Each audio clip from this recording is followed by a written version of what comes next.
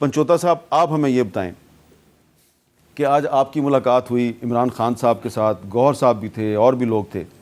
کیا آپ کی پارٹی کی ٹکٹوں کا مسئلہ حل ہو گیا؟ بہت شکریہ جی، بالکل آج مشاورت ہوئی، لیکن عدالت نے حکم دیا تھا کہ ان کو ملاقات کے لیے، مشاورت کے لیے اجازت دی جائے، لیکن اگر مشاورت کی بات کی جائے تو جو لسٹیں بنا کر گوہر صاحب لے کر گئے تھے، پہلے تو انہیں کافی دیر جو ہے، میں تو یہ سمجھ رہا ہوں کہ تقریباً کوئی 2 گھنٹے کے قریب انتظار کروایا گیا باہر، اور جب وہ اندر آئے ہیں تو اس وقت ان کے پاس لسٹ نہیں تھی۔ انہوں نے کہا کہ آپ نہیں مشاورت کر سکتے، یعنی کہ اتنا خوف ہے۔ آپ نے بلے کے اوپر حملہ کیا، عمران خان کے اوپر وزیر آباد میں حملہ کیا، آپ نے ان کو ڈسکوالیفائی کیا، ان کے اوپر کیسز بنائے، اور پارٹی کو جس طرح سے کریک ڈاؤن، کریش کیا، اغوا کیے، ساری چیزیں آن ریکارڈ ہیں، لیکن اس کے باوجود آپ دیکھیں کہ وہ اس بات کے اوپر پابندی لگا رہے ہیں کہ ان سے مشاورت نہ ہو، اور وہ جو بہتر امیدوار ہیں صحیح مشاورت کر کے چوز نہ کر سکیں۔ زبانی کتنے کا آپ کو ہلکے یاد رہ سکتے ہیں؟ اگر 800 لوگوں کا ذکر کرنا ہے، وہاں پر 1 2 3 ایک طریقہ کار ہے نا جی، کہ یہ ہمارے امیدوار ہیں، ان میں سے یہ ان کی یہ پوزیشن ہے، اس میں ایک پروسیس ہے، اس پروسیس کو اڈاپٹ کرنے کے لیے، اس پروسیس کے اندر اس کو چوز کرنے کے لیے وہ بھی ہمیں جو ہے وہ دقت آئی۔ تو آپ کہاں سے الیکشن لڑیں گے؟ سر میں اپلیکیشن جو ہے وہ دی تھی وہاں پر سرگودا میں، NA 82 اور PP 71 سے، جو بھی پھر خان صاحب کا فیصلہ ہوگا۔ اور یہ کوئی کلیئر ہوا ہے کیونکہ کہ شیر افضل مروت صاحب کہاں سے الیکشن لڑیں گے؟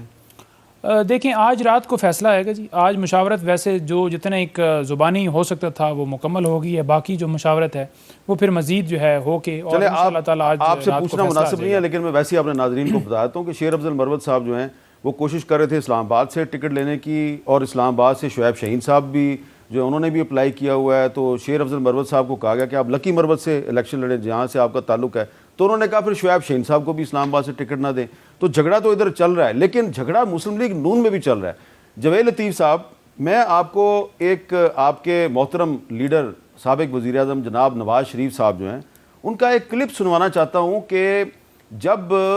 دانیال عزیز اور طلال چودھری کے خلاف کنٹیمپٹ آف کورٹ کی پروسیڈنگ شروع ہوئی تو نواز شریف صاحب نے ان دونوں کو اپنے رائٹ لیفٹ پہ کھڑا کر کے کیا کہا تھا، آج میں آپ کو بھی سنانا چاہ رہا ہوں اور پورے پاکستان کو سنانا چاہ رہا ہوں، ذرا سنیں۔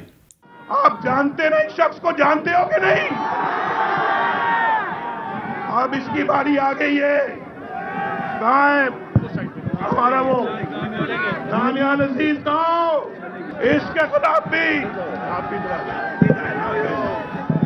خلاف بھی کنٹیمپٹ لگ گئی ہے۔ بولو یہ آپ کو منظور ہے؟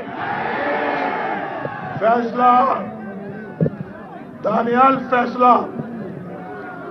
چودھری طلال، فیصلہ آ گیا آپ کے سامنے۔ تو جویل لطیف صاحب، فیصلہ یہ آیا کہ دانیال عزیز اور طلال چودھری دونوں نے اپنے سیاسی کیریئر کے 5 سال جو ہیں وہ نواز شریف صاحب کے لیے قربان کر دیے، اور اب فیصلہ یہ آیا ہے کہ دانیال عزیز فارغ،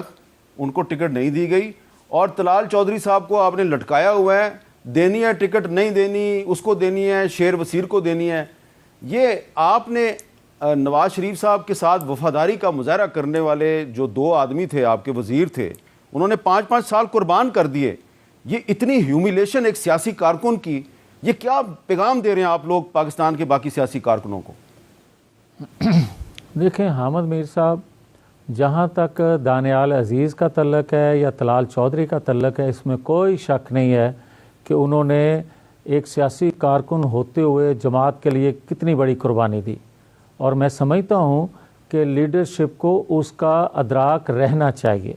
اور میں آج بھی کہتا ہوں کہ وہ ایسٹ ہیں دونوں جماعت کے۔ انہوں نے حق کا اس وقت آواز بلند کی جب خال لوگ اس طرح کی بات کرتے تھے۔ مگر میں ایک جو نعیم حیدر صاحب بات کر رہے تھے نا، اگر اجازت دیں تو میں اس پہ بات ضرور کرنا چاہتا تھا کہ انہوں نے کہا کہ دباؤ ہے آج، اور دباؤ میں فیصلے لیے جا رہے ہیں، دباؤ میں وہ جو استعفے آ رہے ہیں، ان کے شاید علم میں نہیں ہے نعیم حیدر صاحب کے کہ بھائی دباؤ اس کو نہیں کہتے، دباؤ اس کو کہتے ہیں جب ایک جسٹس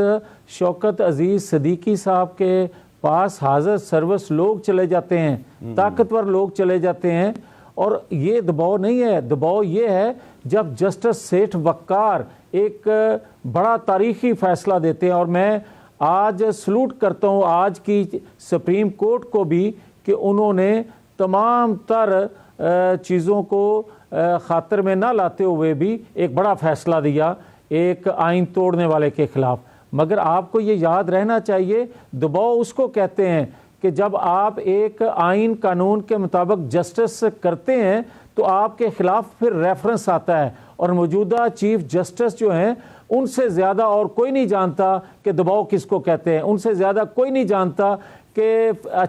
آئین قانون کے مطابق فیصلے دینے والوں کے ساتھ سلوک کیا ہوتا ہے. مگر آپ اگر ہمیں یہ کہہ رہے ہیں نا کہ آج ہمارے ساتھ کیا ہو رہا ہے کیا نہیں, آپ کو یاد نہیں ہے یہی عدالتیں جو ہیں 11 سال فارن فنڈنگ جو کیس تھا وہ لٹکا رہا. آپ کو یہ یاد نہیں ہے کہ 8 ماہ ہونے کو ہیں, 9-10 مئی کا جو واقعہ ہے وہ ریاست پہ حملہ تھا مگر اس پہ آج تک فیصلہ نہیں ہو سکا. یہ بھی آپ کو یاد رکھنا چاہیے. اور جب آپ ان چیزوں کو یاد نہیں رکھیں گے تو پھر یقیناً آپ اپنی بات کریں گے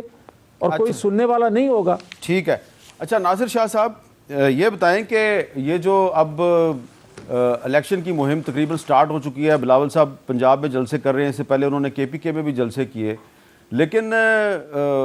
دوسری طرف آپ کے خلاف سندھ میں ایک بہت بڑا اتحاد بن رہا ہے, تو کوئی آپ کو دباؤ محسوس ہو رہا ہے کہ پیپلز پارٹی کے خلاف اس کا جو بیس ہے سندھ, وہاں پہ ایک بہت بڑا الائنس بن رہا ہے اور مسلم لیگ نون اور GDA, MQM, JUI اور بہت سی دیگر جماعتیں جو ہیں سندھی نیشنلسٹ اکٹھے ہو رہے ہیں, تو کوئی پرابلم تو نہیں ہوگی آپ کو؟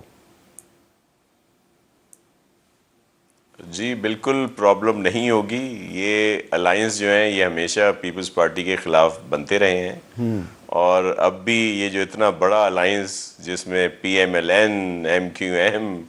JUIF, GDA اور پھر دوسرے بھی ہمارے دوست, ہمیں سب کے لیے احترام ہے جتنی پولیٹیکل پارٹیز ہیں جہاں جو ان میں شخصیات ہیں, لیکن ہم ان سے بالکل خائف نہیں ہیں. اچھا. اس کی وجہ یہ بھی ہے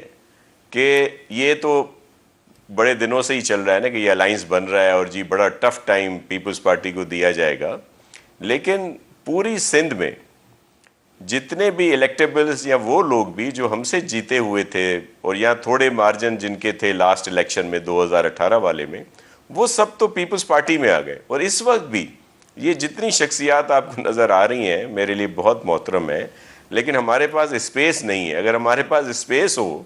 تو ان میں سے آدھے سے زیادہ آپ کو یہ بھی پیپلز پارٹی میں نظر آئیں. اچھا. تو ہم تو یہاں بالکل سویپ کر رہے ہیں, نہ صرف دیہی ایریا بلکہ جو شہری علاقے ہیں. میں کراچی کی بات کروں گا, حیدرآباد کی بات کروں گا کہ جہاں پہ پہلے ہمیں سیٹیں بہت کم ملتی رہی ہیں, اس دفعہ تو ہم وہاں بھی سویپ کر رہے ہیں. اور یہ جو اتحاد ہے اس سے ہمیں بالکل ایک رتی بھر بھی ہم خائف نہیں ہیں. اور آپ دیکھیے گا کہ 8 فروری 2024 کو آپ کو یہ رزلٹ سامنے آئیں گے, بلکہ سندھ کے علاوہ بھی دوسرے صوبوں میں بھی انشاءاللہ ہم سرپرائز دیں گے.